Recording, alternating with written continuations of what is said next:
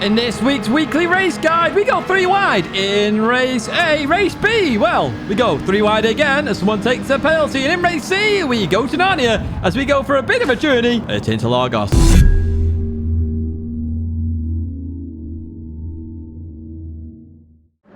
Hello everyone and welcome back to the Gran Turismo weekly race guide.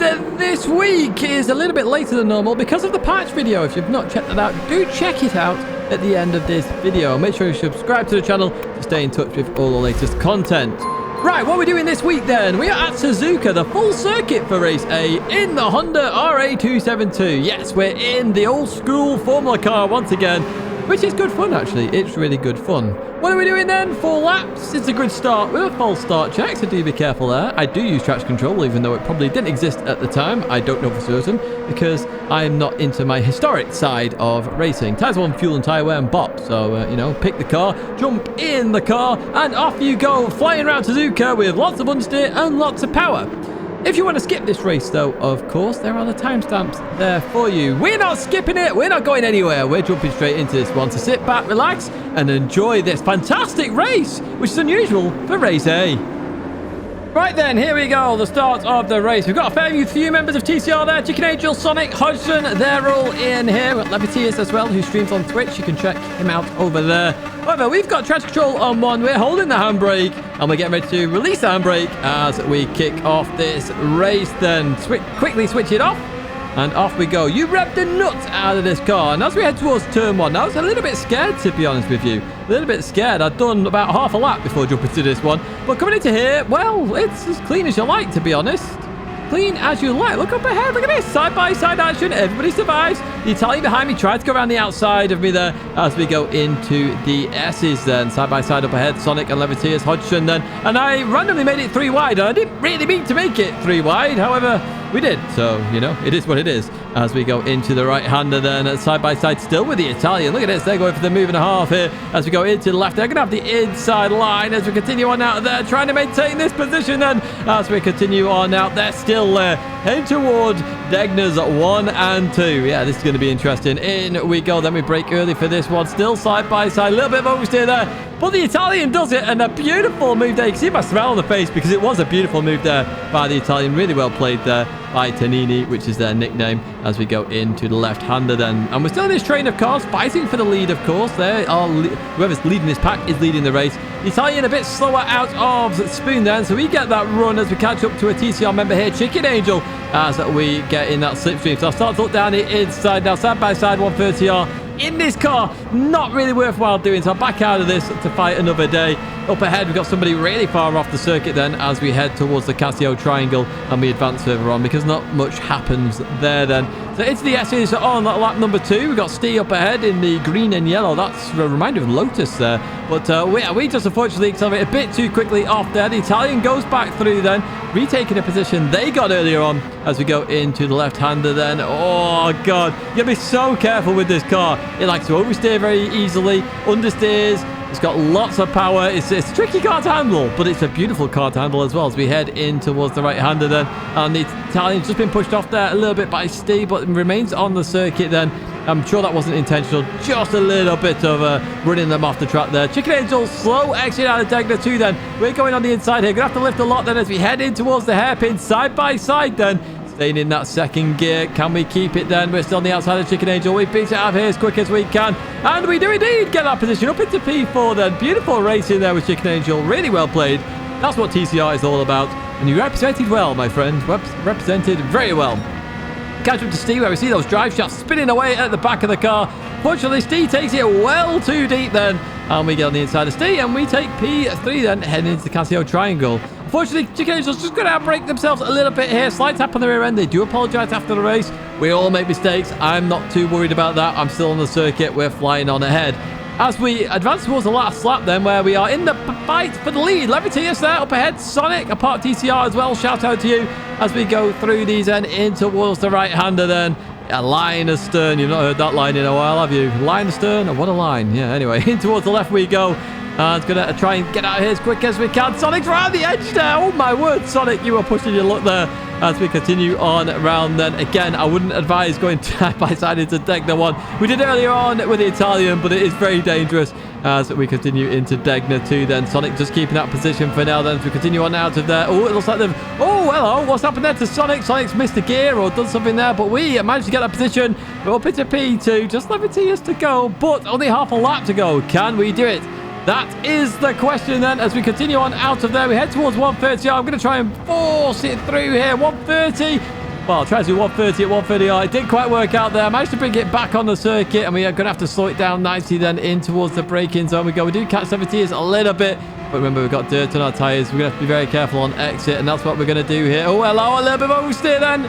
Continuing out, congratulations to the South African there, winning the race. We come home in P2 there. Absolutely fantastically fun race, that one. Well worth checking out. Can't promise the races are all going to be that clean, because that was a very clean race for Daily Race 8, in my opinion. And a shout out to everybody.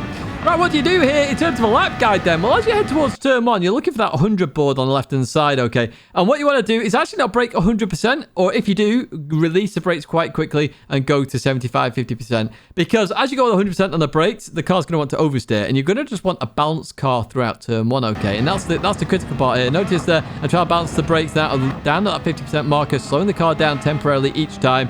Sticking in third gear as well. Third gear, a very, very balanced gear in this car. One I'd advise staying in, and that's what I do here rather than changing to fourth.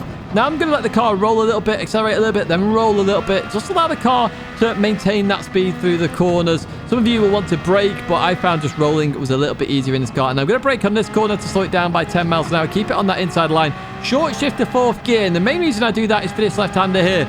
If you're in third gear, you're going to get lots of power oversteer. Fourth gear allows you just to maintain that speed through the corner and maintain stability as well, which is really key here in this car. Head towards Degner 1, where you're braking extremely early here. So on the right side, you've got the black barrier going to the Armco barrier there. That is your brake marker for this corner. Now, you don't want to really hit Degner 1 curb, okay? You'd want to try and avoid it. Now, I do hit it in this one. Most of the time, it'll make it unstable, the car. This time, it's actually not too bad as I accelerate through there. On the left-hand side, then you have the Marshall tent. That is your brake marker for Degner 2. As that hits the edge of your screen on the left-hand side, that is when you're going to brake, okay? Now, if you've got a wide screen, obviously, and I've seen some people say, oh, I can't brake there. These are markers. You use them to your advantage. I use that as it hits the edge of my screen, and I just click the grass there, which is not what you want to do. I lose a little bit of time just for a little bit of oversteer. Heading towards the hairpin, then you're actually going to want to lift slightly, and I lift anyway, because I want to be as far out as possible, and to use that curve there as my brake marker going to the hairpin. You're going to want to brake in a straight line, though. That is critical for this lap. So brake in a straight line, no matter what you've done here, when you go 100% on the brakes, straight. If you're braking, turning even slightly, the car's going to over-rotate very quickly indeed. Stay in second gear then.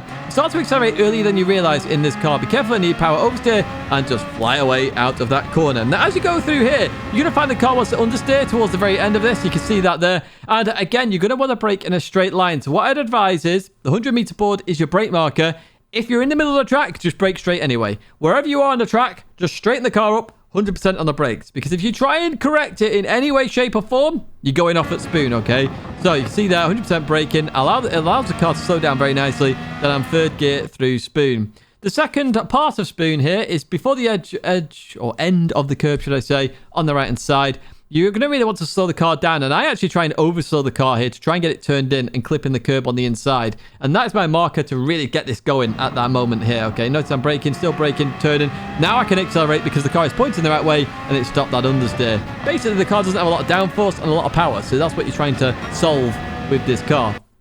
Now, heading towards 130R, you're going to have to brake for this. So you've got a 100-meter board, the 50-meter board, and in the middle of that, you've got that light or tannoy there. That is your brake marker, okay? And advise that trying to get to around 120 miles an hour. Kilometers an hour will be shown on screen, so you can see that as well. But 120 miles an hour for this one is what I would advise. So it's around 200 kilometers an hour there as we go on through. 200 being the top end of that, to be fair.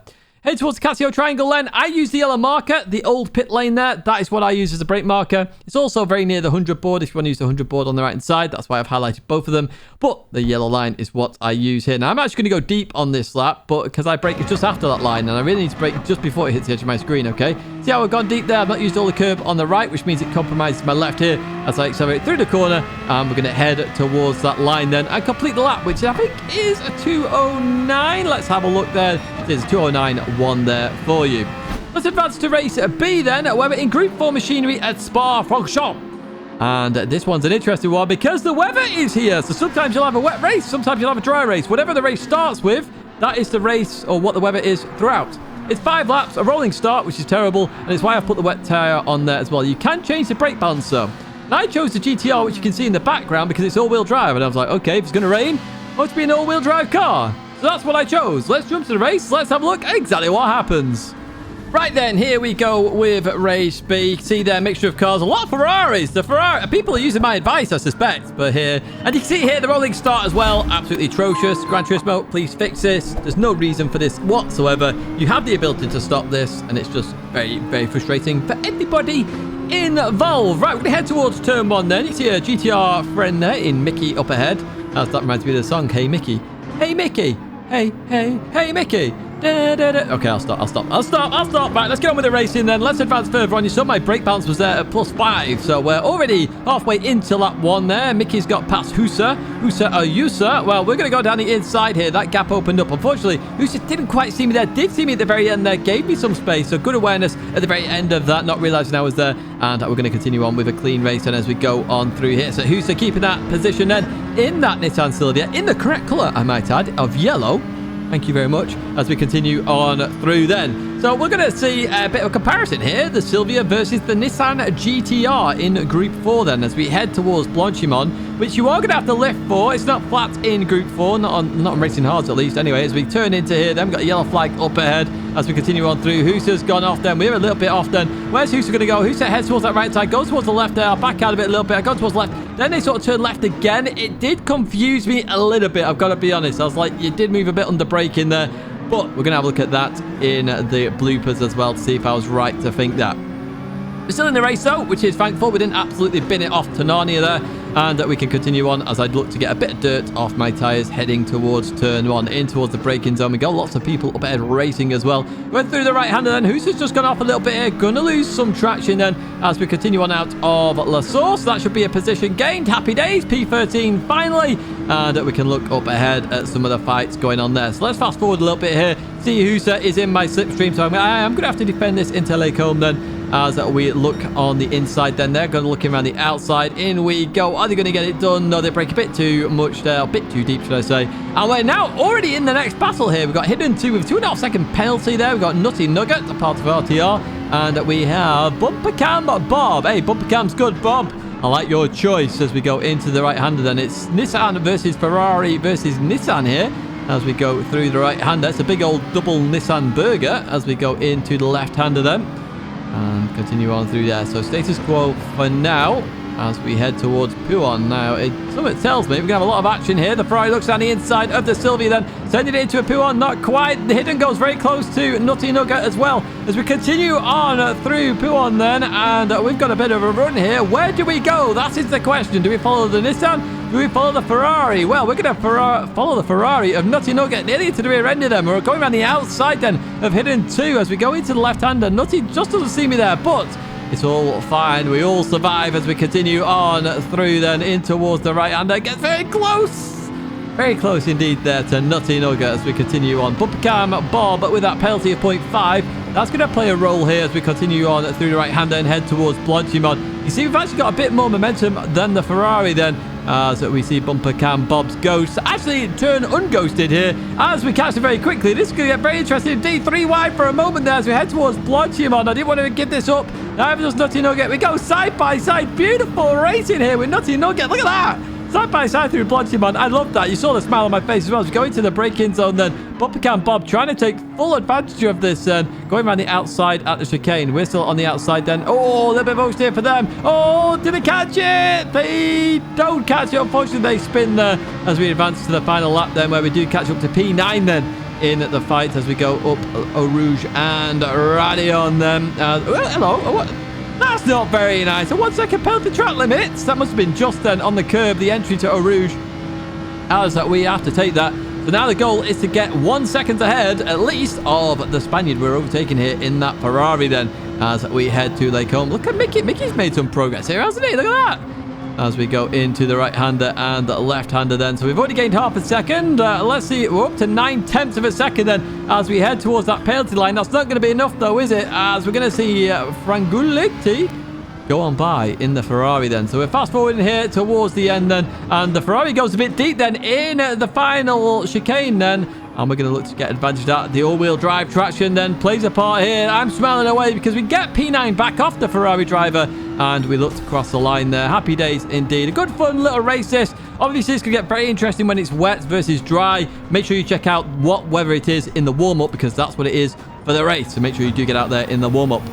Right, let's see what you do for a fast lap then. Now, obviously, this is weather dependent as well, of course. Now, I managed to get a fairly dry circuit there. You see no wet weather there on the left-hand side on the track at least. So 100 board for turn 1. Okay, it's actually just after in the McLaren, and that's what I'm doing the lap in because that was top of the leaderboard at the time. And the McLaren is also very quick indeed. So I'm staying in second gear here. Be careful at exit of oversteer. Very common to have that as well. I try and use all the curb there to straighten up the car as much as possible. Heading towards Origin Radion there. Just make sure you don't cut this too much there. Stay within the white lines. As you go up here, it is flat out there through Radion. And we're going to accelerate down the Kemmel Straight then really quickly here. Look at that nitrous playing a part as we head towards Lake Holm then. So to start the curb on the left-hand side is your brake marker for Lake Holm. Okay. Obviously, it varies per car and on the weather. If you've got a wet track, you're going to have to brake a bit earlier, but try and get a dry track here. As you go into here, start the curb, hit the brakes, okay? You're going to drop 3 gears in the McLaren, and you're going to turn it in very nicely, okay? You want a nice clean run in towards the left. Slow it down a bit more here. Get over towards the left-hand side as quick as possible. As you turn into this right, you normally either lift or change gear or do both, depending on what car you're in, as we head down towards this right-hander then. And again, what we're using here is the start of the curb on that left-hand side, okay? So, start of the curb there. On the brakes, going to drop a few gears here, 2 or 3, depending on the car, of course, and also the weather conditions. But basically, the more you drop, the more, obviously, you're going to be towards the rev limiter, but the car should rotate that little bit more, and that's the goal here.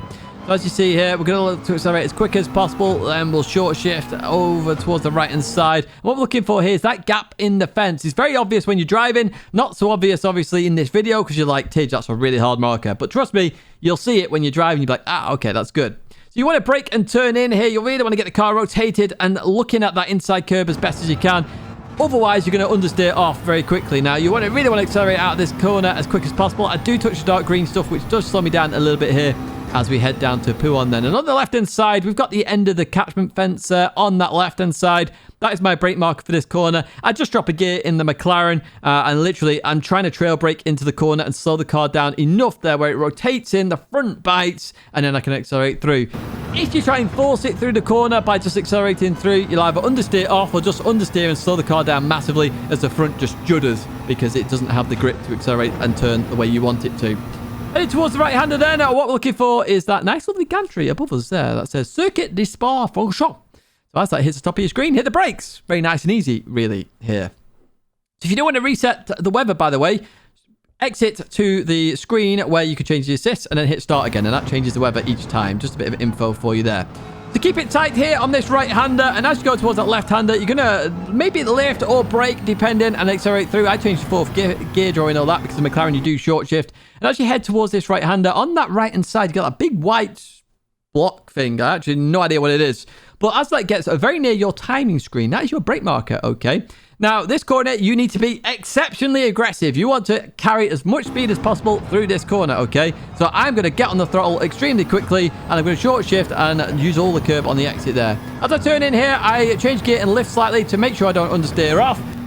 To get the optimum time, you will have to do it flat, but lift for now, unless you're going for rank 1, of course. Going through Blanchimont, it's a lift here, so 142 miles an hour is about the limit I could get in the McLaren. 141 is very much a safety net there. And as you head towards the final chicane, then on the right side, you've got the 150 board, or there's a billboard above the 150, which you can use as that hits the edge of your screen, or you can just use one on the left and just brake just after that leaves the edge of your screen. 3 markers there for you to use. Pick and choose whatever you like then. Let's go into here then. I'm going to drop all the gears here and take the widest line possible in, trying to abuse that curb on the right. Get over towards that left-hand side. Really get on the throttle as early as I possibly can. Bit of too much oversteer there on exit. That does cost me a tenth or two. But that is a lap of Spa in Group 4 in the McLaren 650S. Right, we're in a Nissan now in the actual GT movie livery there, which has just come into the game. And we're at Interlagos then. And what exactly are we going to be doing at Interlagos? That is the question. Well, we are doing 12 laps here at Interlagos. It's a rolling start. Rated soft and medium tyres. Medium is the only one required. So it's the only one you're using in the race with ×6 tyre wear. So, if you use soft, you have to pit. So don't pit. So use the mediums. That is all that's left to be said there. Let's jump straight into the race then. Let's have a look exactly what happens and the lap guide at the end, including bloopers. Right, what cars have people picked here? We've got some McLarens in here. Then we've got some Porsches, some Nissans. We've got an AMG Mercedes up ahead here as we start the race. So, as I said, it starts on the racing medium tyre. Just use the racing medium tyre for the race, and you should be bob on. Happy days. As you see, Nico there, one of the World Tour finalists, dropping back here. Obviously wanting a bit of a race because it started way too far up the grid, because not many people putting laps in at the moment as we go into the right-hander then and continue on through here. We've got Identity Pommes. What is Pommes chips? I'm pretty sure it's chips. Chips or cheese? I would say Pommes is chips, but hey, I don't know my French. Someone from France, correct me here. Jomas, where are you? As we head in towards the left-hander then. And Nico right behind me here. We're going to go alongside the AMG Mercedes then. Beautiful bit of clean racing here with the French driver, leaving me just enough room here. Nico looking to try and get some space somewhere. Doesn't quite get it, so it's still side by side with the AMG Mercedes. We go into the right-hander then, and we are keeping it on the inside then. Going to give him just enough room here on the exit going into this right-hander then. They're still beautiful racing. Going to try and accelerate out of here as quick as we can, and we do get our position gain then. And we've got Nano up ahead with Rupee_85 as we continue on out. Oh, a little bit of oversteer there. We're going to have to defend this position and head in towards the right-hander. We actually go down the inside here, and we do get it stopped on that inside then. Continue on through, leaving just enough space there for Nano on the exit. Going through the left-hander. Nico still on my rear exhaust then. Nano gives me some room on the exit then as we head in towards the braking zone. Now there's a slight tap which forces me onto the grass. I managed to catch it just to try and keep it going there, but unfortunately the car just wants to rotate, and we get an absolute slap bang on that rear quarter. Not their fault in the slightest. Apologies to the French driver. Nothing more I could do there. Felt like I was just pushed a bit onto the grass there, not just forced the issue, but we'll have a look at the bloopers and just have a look at that a bit more. Up ahead, the German driver Rupee there, with a bit of an issue there, going off somewhere. We'll have a look at that in the old replay, I think, as we continue, bloopers, as we continue on through then in towards the right-hander. So we gained a place there. Happy days indeed. Up ahead, oh, we got Supra off at the carnage this race. Look at this.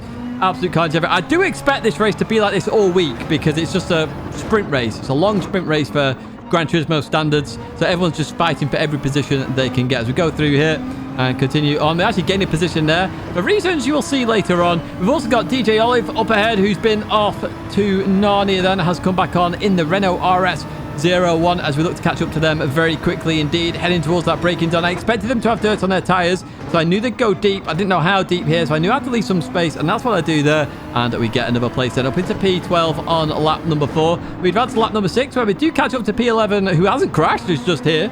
So we can have a race with Suzuka then as we continue on through left-hander. They just get the bump slightly wrong there, so they're going to be understeering quite a lot here. This gains us an advantage then. We're in the slipstream as well. What can we do then as we head towards the next corner then? Looking down the inside then, in towards the break-in zone we go, and in on the brakes, and we brake a bit earlier, to be honest there. They do force me tight, which is fair enough, but I was just a bit too early on the brakes, so they do defend that very nicely indeed by the Spanish driver then as we head up towards the right-hander then. We're looking at the double apex corner here. I'll explain how to do this in the lap guide, of course, as we go through here.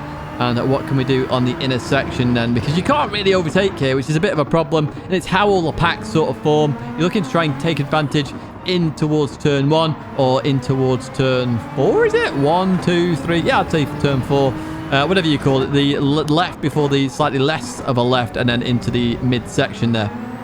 So, continuing out of here then, it's still status quo. We did see a yellow flag appear and disappear, so I have no idea who that was for as we head towards this left-hander then. And in we go. Looks like they've understeered a little bit here. Oh, they've gone on the dirt like I did. Oh, Nano's gone off as well. Oh, 2 for 1. Happy days. I'll take that. That's good for us then. P10 it is for now as we go to the left-hander. We've got a couple of people in the pits then.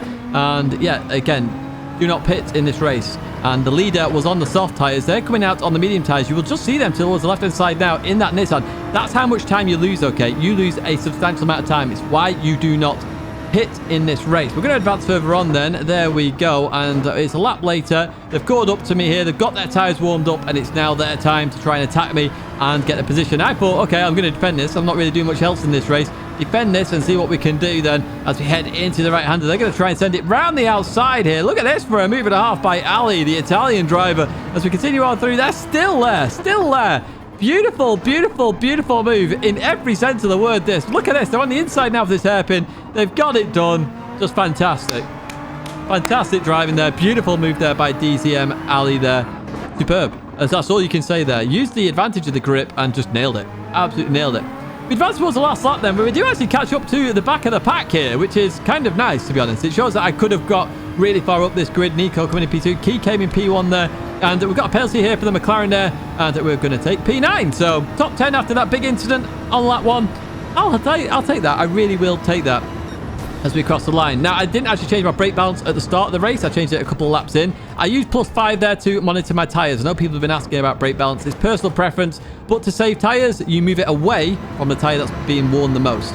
Right, in the lap guide then, on the right-hand side, I've always talked about these stairs, and I've never pointed it out. So here they are, the stairs, the grey stairs. I use them as my brake marker for turn 1 when I don't have the red hut on the left-hand side, the second one. So, the stairs on the right, there they are. You can see them just before the 50 sign. Use them as your brake marker. Okay, they are quite hard to see, but once you start seeing them, you will start using them all the time. We're through here, slight lift on that curb there. It stops you wheel spinning there. It's only a slight lift, like 95% throttle as we continue on through there and trying to use the curb on the left-hand side to our advantage. We're going to head towards the end of Sector 1 then and Sector 2. Now, you need to be aggressive on this corner. I found the more aggressive you are, the better you will do in terms of lap times, okay? So after the marshal box, literally just before this tarmac here on the right-hand side, you're going to be braking. You're going to go down to second gear and then short shift to third. And I'm doing this in a Nissan, if you hadn't already guessed, by the way. So, literally, be aggressive on this corner, okay? So, I'm going to drop to second gear, and then I'm going to short shift to third, and I'm going to boot it out of here as quick as possible. Be careful on exit. You don't want to go on the slippy stuff there. It's not very good for you, so don't do it. As we then head up the hill then. And on the left-hand side, what we're looking for here is that marshal box right there. So, literally, you're going to be braking. You're going to clip the first curb, go out a little bit, and clip the second curb. And actually, what you want to do is accelerate kind of mostly through all of this corner, okay? The Nissan likes to spin its wheels a little bit, and it allows you to rotate the car, but in a stable way. It's really nice. So notice here, I'm in third gear. I'm looking to accelerate as quick as I can. I'm trying to get on those curves as quick as I can, over towards that left-hand side. And the way you have the McDonald's tyres, are we going to call it, where they both intersect the curb here. I'm braking just before this.